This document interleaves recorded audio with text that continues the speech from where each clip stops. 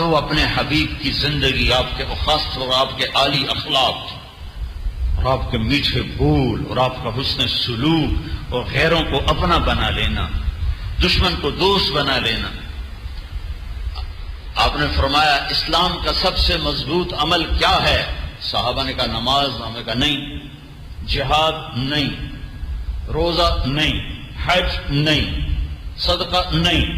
کہ یا رسول اللہ آپ بتائیں کہ اسلام کا سب سے مضبوط عمل اللہ کے لیے محبت کرنا ہے اور اللہ کے لیے بغض رکھنا ہے۔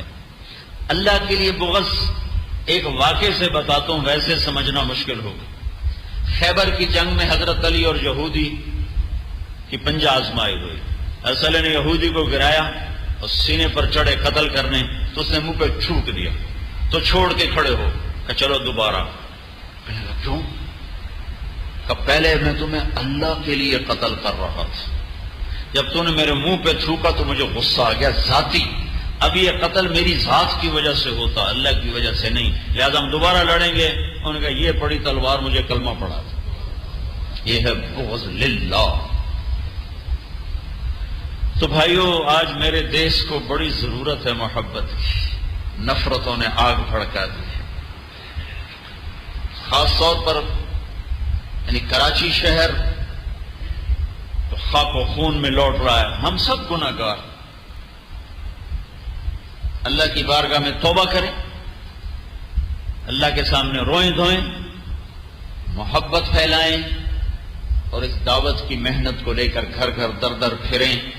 یہ ایک آخری سہارا ہے جس سے یہ آگ ٹھنڈی ہو سکتی ہے، ورنہ اس کے ٹھنڈا ہونے کا نہ کوئی حکومت کے پاس اس وقت علاج ہے اور نہ کسی ادارے کے پاس اس کا علاج ہے اور نہ کسی اور کے پاس اس کا علاج نظر آتا ہے۔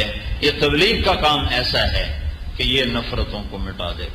ایک دفعہ میاں والی میں ہماری جماعت تھی تو ہم نے بڑے بڑے ذمہ داروں کی ضیافت کی، ایک دوسرے کے قتل کی دشمنیاں، سب آئے ہوئے، گارڈ ہر ایک کے ساتھ گارڈ۔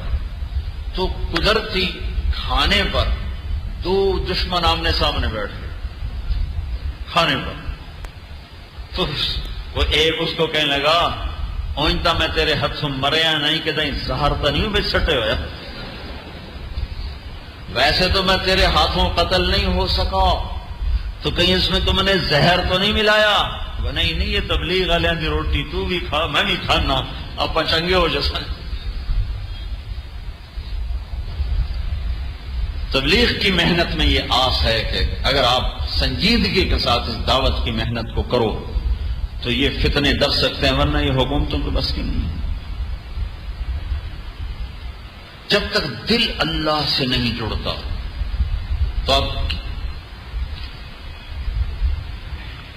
پہلے بھی کئی دفعہ سنا چکا، میں سینٹر ماڈل اسکول میں تھا، ہاسٹل میں ہمارے وارڈن آ گئے طالب صاحب رحمت اللہ علیہ، وہ بڑے نیک ٹیچر بھی تھے اور وارڈن ہمارے ہاسٹل کے بن گئے۔ اس سے پہلے تھے محمود صاحب، وہ عظیم صاحب کے جانے کے بعد طالب صاحب آئے، ان کے بعد محمود صاحب آئے، محمود صاحب کے بعد میں اسکول سے نکل گیا۔ تو وہ ان تینوں میں یہ جو طالب صاحب تھے یہ نمازی تھے، لہٰذا انہوں نے نماز کی سختی کر، تو ایک میرے ساتھ خود واقعہ ہوا، ایک واقعہ میرے روم میٹ کے، یعنی دو واقعے اکٹھے مختلف موقع پر۔ عشاء کی نماز رمضان کا مہینہ اور میں نماز پچھلی سر، تو میرا روم میٹ مر گیا، مرحوم جاوید نام تھا اس نے میرے قریب آ کر نماز کی نیت باندھی، 4 رکعات نماز عشاء واسطے طالب حسین دے اللہ اکبر۔ تو مجھے بھی کوئی نماز کا پتہ تو تھا نہیں، تو میں نے نماز توڑ دی، میں کوئی ایک ہی کیتا ہی، میں طالب حسین دی پڑھتا پیا، میں کوئی اللہ دی تھوڑا پڑھتا پیا۔ اچھا رمضان میں تراویح ہم سے تو فرض نہیں پڑھے جاتے تھے، تراویح کون پڑھتا؟ تو میں اس میں نا نماز میں چہرہ دکھا کے حاضری لگا کے جب تراویح شروع میں کھسک کے جا کے کمرے میں سو گیا۔ اللہ ان کی بخشش کرے، اس وقت تو بہت ان پہ غصہ چڑھتا تھا، تو وہ پھر کوئی ایک راؤنڈ لگاتے تھے تراویح کے اندر، بھائی کیڑا نکلے ہیں۔ اس دن میرے اوپر چھاپا پڑ گیا، میں آ کے لیٹ گیا تھا، اتنے میں رضائی ہٹی اور آگے طالب صاحب کا خوفناک چہرہ، میں کہہ لیا مارے گئے۔ انہوں نے ایک رکھی دوسری رکھی چل فلانے ڈمکان اسی بے وضو اللہ سوتے جا کے نماز میں شریک ہو گئے. طاقت علاج نہیں ہے، محبت علاج ہے، تربیت علاج ہے، ذہن سازی علاج ہے.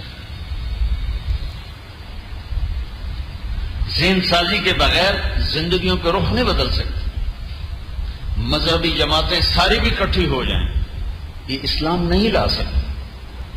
اسلام اندر سے نکلتا ہے، باہر سے نہیں ڈالا جاتا کہ زبردستی نمازیں پڑھاؤ، زبردستی داڑیاں رکھاؤ. یہ کوئی کھوتا تھوڑا ہی ہے کہ جس کو رسا ڈال کے چلا دو گے. انسان ہے، انسان اپنے اندر کی طاقت سے چلتا ہے. جب وہ اندر میں طاقت بیدار ہو جاتی ہے پھر ہر چیز سے ٹکر لیتی. جب بیدار نہیں ہوتی تو اللہ کو بھی دھوکہ دیتا ہے، انسانوں کو بھی دھوکہ دیتا ہے.